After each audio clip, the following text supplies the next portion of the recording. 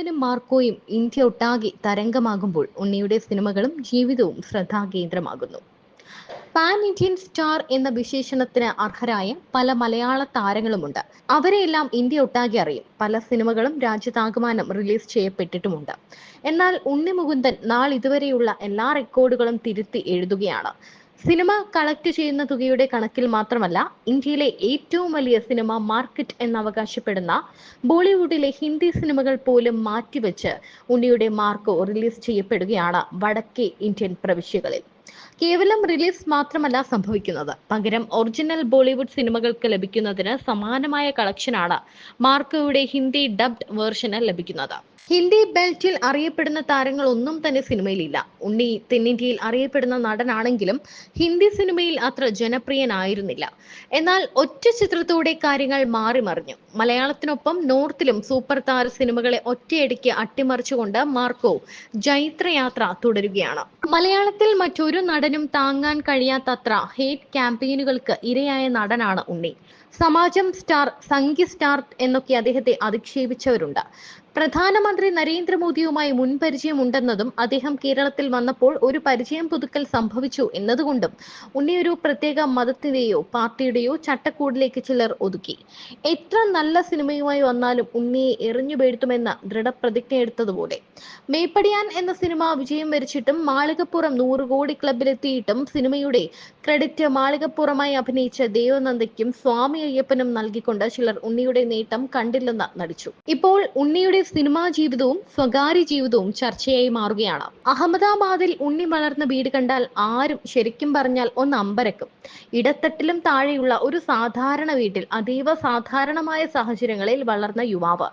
തല താഴ്ത്തിയില്ലെങ്കിൽ തലയിടിക്കുന്ന കവാടം. തനിക്ക് ഉയരം കൂടുന്നു എന്ന് തിരിച്ചറിഞ്ഞതുപോലും അവിടെ തലയിടിച്ചിട്ടാണെന്ന് ഉണ്ണി തമാശ രൂപേണ പലപ്പോഴും പറഞ്ഞിട്ടുണ്ട്. 24 വർഷങ്ങൾ ആ കുടിസു വീട്ടിലാണ് ഉണ്ണി മുകുന്ദൻ എന്ന ഇന്നത്തെ നടൻ ജീവിച്ചു തീർത്തത്. നമ്മളിൽ ഒരാളായ ആ യുവാവ് ഇങ്ങനെ സംഘം ചേർന്ന് ആക്രമിക്കപ്പെടാൻ തക്ക ഒരു കാരണങ്ങളും അയാളുടെ പശ്ചാത്തലത്തിനോ തുടർന്നുള്ള ജീവിതത്തിനോ ഇല്ല. എന്നിട്ടും സ്വയം പ്രഖ്യാപിത ശത്രുക്കളുടെ മൃഗീയ വിനോദങ്ങൾക്ക് ഉണ്ണി ഇരയായി. എന്നാലും ആവർത്തിച്ച് ഓരോ ഇന്റർവ്യൂകളിലും അഭിമുഖങ്ങളിലുമെല്ലാം ഉണ്ണി പറഞ്ഞത്, എനിക്ക് ആരോടും പിണക്കമില്ല, എന്തിനെന്നെ വേട്ടയാടുന്നു എന്നാണ് മനസ്സിലാകാത്തത് എന്നാണ്. അഭിനയിക്കാനുള്ള ആഗ്രഹത്തിനൊപ്പം അച്ഛൻ നിന്നു തന്നു എന്നിടത്താണ് ഉണ്ണിയുടെ ഭാഗ്യജാതകം തെളിഞ്ഞത്. സിനിമയിൽ ആരെയും പരിചയമില്ല. പിതാവിന്റെ സുഹൃത്തായ ഗംഗാധരന് നടൻ TG രവിയെ അറിയാം. അദ്ദേഹത്തിൽ നിന്നും ലോഹിതദാസിന്റെ അഡ്രസ്സ് സംഘടിപ്പിച്ചു. മാളികപ്പുറം എന്ന ആദ്യ ഹിറ്റ് പിറന്ന ദിവസം ഉണ്ണി TG രവിയെ വിളിച്ച് അങ്കിൾ അഡ്രസ്സ് കൊടുത്തത് കൊണ്ടാണ് ഞാൻ ഇന്ന് ഇവിടെ നിൽക്കുന്നതെന്ന് പറഞ്ഞപ്പോൾ TGയുടെ കണ്ണു തള്ളി.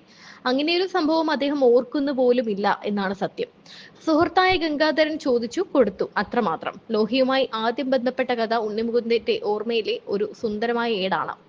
ഒരു പേനയും പേപ്പറും എടുത്തു കൊടുത്തിട്ട് കത്തെഴുതാൻ നിർദ്ദേശിച്ചത് അച്ഛനാണ്. ലോഹിയുടെ കൈകളിൽ തന്നെ എത്തണമെന്ന നിർബന്ധം കൊണ്ട് രജിസ്റ്റേർഡ് പോസ്റ്റിലാണ് അയച്ചത്. പക്ഷെ അദ്ദേഹത്തെ പോലെ തിരക്കുള്ള ഒരാൾ പ്രതികരിക്കുമെന്ന് തീരെ പ്രതീക്ഷിച്ചില്ല. ദിവസങ്ങൾ കഴിഞ്ഞ് അദ്ദേഹം ഫോണിൽ വിളിച്ച് കൈയക്ഷരം നല്ലതാണെന്ന് പറഞ്ഞു. പിന്നെ വിളിക്കാമെന്ന് പറഞ്ഞു വച്ചു. 1 മാസം കഴിഞ്ഞ് വീണ്ടും വിളിച്ചു. പറഞ്ഞ ദിവസം തന്നെ ഒറ്റപ്പാലത്തെത്തി അദ്ദേഹത്തെ കണ്ടു. ഉണ്ണി ചെല്ലുമ്പോൾ ഒരു ചേച്ചി വന്ന് സംഭാരം വേണോ എന്ന് ചോദിച്ചു. വേണമെന്ന് പറഞ്ഞു. കുറച്ചു കഴിഞ്ഞ് കാവിമുണ്ട് ധരിച്ച് തോർത്ത് ധരിച്ച ഒരാൾ അതിലെ നടന്നു വരുന്നത് കണ്ടു. അയാൾ ചാരു കസേരയിൽ വന്ന് ഇരുന്നിട്ട് പറഞ്ഞു, ഞാനാണ് ലോഹിതദാസ്. ആ സമയത്ത് പുതുതായി വാങ്ങിയ ഒരു ബ്ലൂ ജീൻസും വൈറ്റ് ഷർട്ടും ധരിച്ചാണ് പോയത്. ഈ വേഷമാണോ സാധാരണ ധരിക്കുന്നതെന്ന് അദ്ദേഹം ചോദിച്ചു. അല്ല, സാറിനെ കാണാൻ വേണ്ടി വാങ്ങിയതാണ് എന്ന് പറഞ്ഞു. എന്നെ കാണാൻ വേണ്ടി കാശൊന്നും ചെലവാക്കണ്ട, ഉണ്ണി എങ്ങനെയാണോ അങ്ങനെ വന്നാൽ മതിയെന്ന് പറഞ്ഞു. ഏറെക്കാലം അദ്ദേഹത്തിനൊപ്പം ഉണ്ടായിരുന്നു. അടുത്ത പടമായ ഭീഷ്മരിൽ വളരെ പ്രധാനപ്പെട്ട വേഷം ഓഫർ ചെയ്തു. പക്ഷെ അത് യാഥാർത്ഥ്യമാകും മുൻപ് ലോഹി ഈ ലോകം വിട്ടുപോയി. സിനിമയിൽ വന്നിട്ട് 14 വർഷങ്ങളായെങ്കിലും കേരളത്തിലേക്ക് കുടുംബം പൂർണ്ണമായി മാറിയിട്ട് 9 വർഷങ്ങൾ മാത്രം. ആദ്യത്തെ 5 വർഷം ഉണ്ണി തനിച്ച് നാട്ടിൽ വന്ന് നിൽക്കുകയായിരുന്നു. അമ്മ അടക്കം പിന്നീട് ഒറ്റപ്പാലത്തേക്ക് താമസം മാറ്റി. തൃശ്ശൂരാണ് വാസ്തവത്തിൽ ഉണ്ണിയുടെ കുടുംബ വീട്. ഒറ്റപ്പാലത്ത് കുറച്ച് സ്ഥലം കിട്ടിയപ്പോൾ അവിടെ വീട് വെക്കുകയായിരുന്നു. ചെറിയ താരങ്ങൾ പോലും മെട്രോ സിറ്റികളിലേക്ക് കൂടുമാറുമ്പോൾ ഒതുങ്ങിയ ഒരു സ്ഥലത്തിന്റെ പ്രശാന്തതയിൽ ജീവിക്കാനുള്ള തീരുമാനം പോലും ഉണ്ണിയുടെ മനസ്സിന്റെ പ്രതിഫലനം തന്നെയാണ്.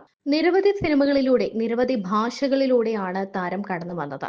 നെഗറ്റീവ് കഥാപാത്രങ്ങളും പോസിറ്റീവ് കഥാപാത്രങ്ങളും ഒക്കെ ചെയ്തു. എന്നാൽ മിക്ക സിനിമകളിലും മികച്ച സാന്നിധ്യമുണ്ടായിട്ടും അതൊന്നും കരിയറിൽ വഴിത്തിരിവായില്ല. മോഹൻലാലും ജൂനിയർ എൻടിആറും പ്രധാന വേഷത്തിലെത്തിയ ജനതാ ഗാരേജിലും വില്ലൻ വേഷത്തിൽ ഉണ്ണിയെത്തി. ഇതിനിടയിൽ സമാന്ത നായികയായ യശോദ എന്ന തെലുങ്ക് ചിത്രവും വന്നു. അതിലും നെഗറ്റീവ് റോൾ തന്നെയായിരുന്നു. ഉണ്ണി സ്വന്തമായി നിർമ്മിച്ച മേപ്പടിയാൻ നല്ല കളക്ഷൻ നേടി. രണ്ടാമതായി നിർമ്മിച്ച ഷെഫീഖിന്റെ സന്തോഷവും മികച്ച സിനിമയായി. എന്നാൽ ഇതൊന്നും ഉണ്ണി മുകുന്ദന് താരപദവി കൊടുത്തില്ല. മാളികപ്പുറം ഉണ്ണിയെ മനസ്സറിഞ്ഞ് അനുഗ്രഹിക്കുകയായിരുന്നു. അങ്ങനെ 100 കോടി ക്ലബിൽ ഉണ്ണി മുകുന്ദൻ കയറി. പിന്നീട് നിരവധി സിനിമകൾ ചെയ്തു. ജയഗണേഷ് അടക്കമുള്ള സിനിമകൾ ചെയ്തെങ്കിലും ഒന്നും സംഭവിച്ചില്ല. മാർക്കോ റിലീസ് ചെയ്തതോടെ കാര്യങ്ങൾ മാറി മറിഞ്ഞു.